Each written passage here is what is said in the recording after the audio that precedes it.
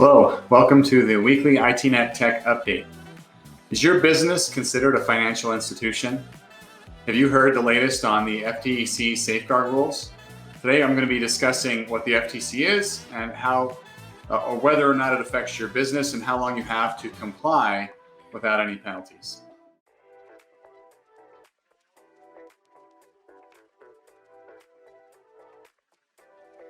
Hello, I'm Michael Kinnett, CEO and founder of Eternal Networks. Every Friday at 1 p.m. on our Facebook, YouTube, Twitter, and my personal LinkedIn, I go live to discuss the latest tech and cyberspace news that might affect you and your business. At the end of our live session, I'll also be answering questions from the audience. So if you have any tech or cybersecurity questions, get them ready. I'll make sure to cover them at the end. And now for the news. The FBI just announced that they infiltrated the Hive ransomware gang, tore payment and data leak sites as part of a joint international law enforcement operation this last July. They were able to monitor the operation for 6 months, and that allowed them to learn about attacks before they occurred so that they could warn the targets. They also obtained and distributed over 300 decryption keys to victims, preventing the payment of $130 million in ransoms. They also distributed over 1,000 additional decryption keys to previous victims of Hive to help them recover any data that they may not have been able to recover from their backups. So good job to the FBI and that joint international task force for taking that down and being able to do that. Now we're talking about a little bit about the FTC safeguard rules. So if I asked you if you were a financial institution, many of you might say no. But according to the new FTC safeguard rules, many more of you might now be considered financial institutions and required to meet these new regulations. So first, I want to talk a little bit about the FTC and what they do.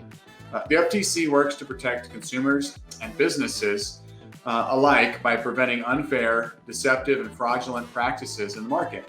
The work is split across 3 different bureaus or 3 different divisions, each of them having their own focus. So first, there's the Bureau of Competition. They address anti-competitive mergers. So think about like monopolies, right? So when you hear about the FTC approving the acquisition of one large company to another, that's the Bureau of Competition. And they also deal with other potentially anti-competitive practices. The Bureau of Consumer Protection, their aim is to protect consumers from unfair, fraudulent, and deceptive acts or practices from businesses. And then finally, the Bureau of Economics, they assess the potential impact of the FTC's actions on the economy. Much of the work of the FTC involves monitoring businesses by conducting investigations and fielding complaints. The FTC also shares its information with other government and law enforcement agencies and creates tools and resources to empower consumers.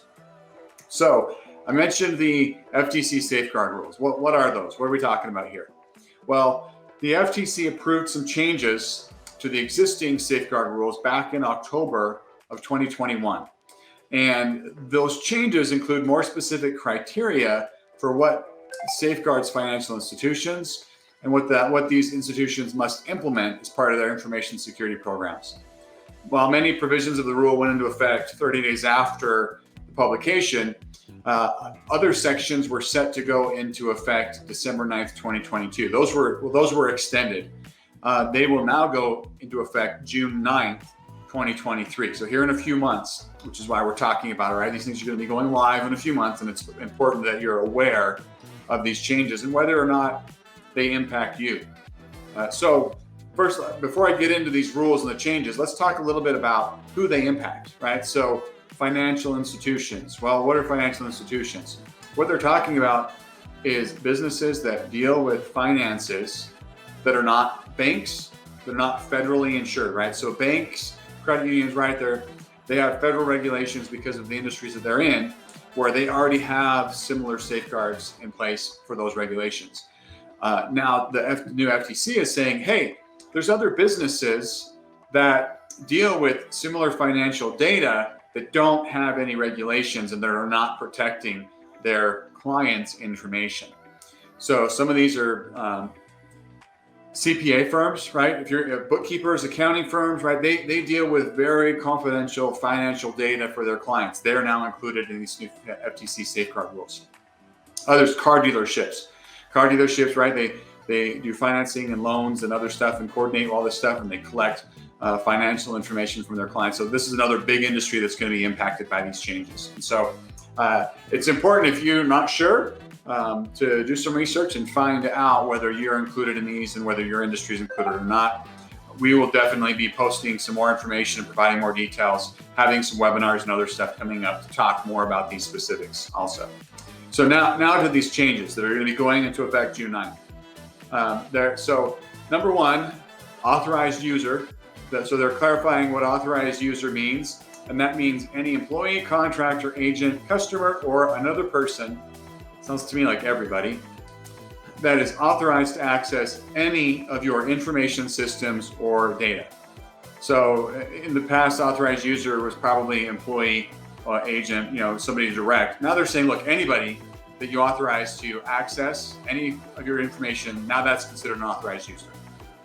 Number two, they're clarifying what encryption means, right? So they're saying under the new safeguards, encryption means the transformation of data into a form that results in a low probability of assigning meaning without the use of a protective process or key consistent with current cryptographic standards. And basically, they're just clarifying when they say you have to meet encryption standards, encryption on your data, encryption at rest, encryption in transit. Essentially, it means that data is useless if you don't have the decryption key, and it needs to be meeting current industry cryptographic standards, right? You can't be using something from 20 years ago that's an 8-bit encryption. Not going to cut it, right? You need the current level of encryption. Next,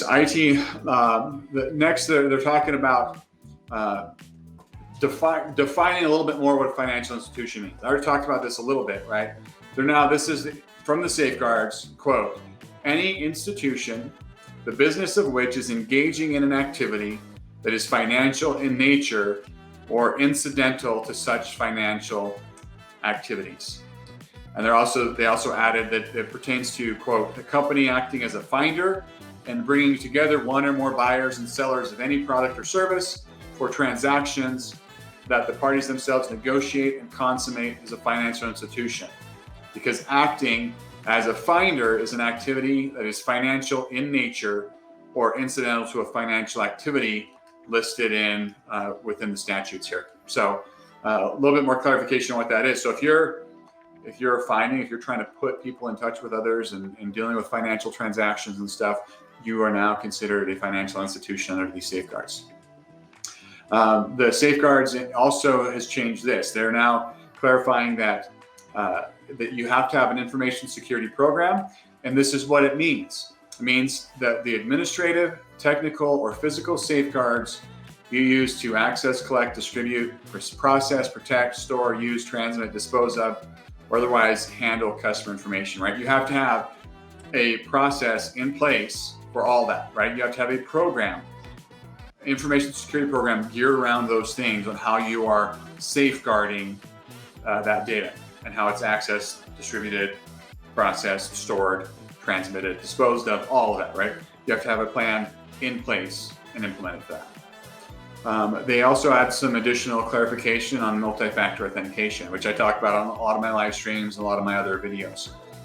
Multi-factor authentication under the new safeguards means authentication through verification of at least 2 types of authentication factors, right? Standard definition of what multi-factor authentication is. And they're requiring that you have multi-factor authentication in place in the systems as part of these new safeguards. The next one, penetration testing. Now, I've talked a little bit about penetration testing. I've talked about vulnerability testing and the differences between those. Penetration testing, according to the new FTC safeguards, means that a test methodology in which assessors attempt to circumvent or defeat the security measures of an information system by attempted penetration of databases or controls from outside or inside of your information system. So a couple different types of penetration tests that you can perform there. And there are some guidelines in the FTC safeguards on what is required as far as penetration testing. Next, they define a little bit more about what a security event means. According to the safeguards, it now means that any event that results in unauthorized access to or distribution of, disruption or misuse of an information system, information stored on a system, or customer information held in physical form, right? So we're not, your plan, we talk about cybersecurity, right? It's not just cybersecurity. We're talking also how are you protecting the physical copies as well. That's part of it, right? How are you protecting it? And any physical copies or electronic copies that are lost, breached, stolen, whatever, misused constitutes a breach under the new FTC safeguard rules. So we're going to talk a lot more about this in coming weeks.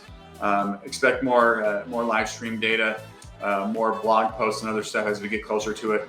The new extension date, once again, June 9th, 2023, where these provisions and others, right, are going to go into effect. So the things that are going to go into effect that date, really, I guess the top one to be aware of, right? You have to have a designated qualified individual to oversee your security program. You have to have a written plan. You have to have a written risk assessment. You have to be able to limit and monitor who can access sensitive customer information. You have to encrypt all sensitive information. You have to train security personnel. You have to develop an incident response plan. And you have to periodically assess the security practices of your service providers and also implement that multi-factor authentication that I mentioned for any user that's accessing any of your information.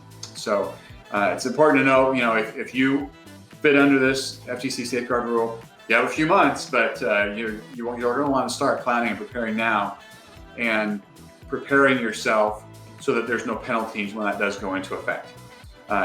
And so we will, like I said, we'll be having more webinars and more live streams and other stuff talking about it. But as always, if you have any questions about this or other cybersecurity news, you can direct message me or you can contact us through our website at ITNet.works. Thank you. Have a good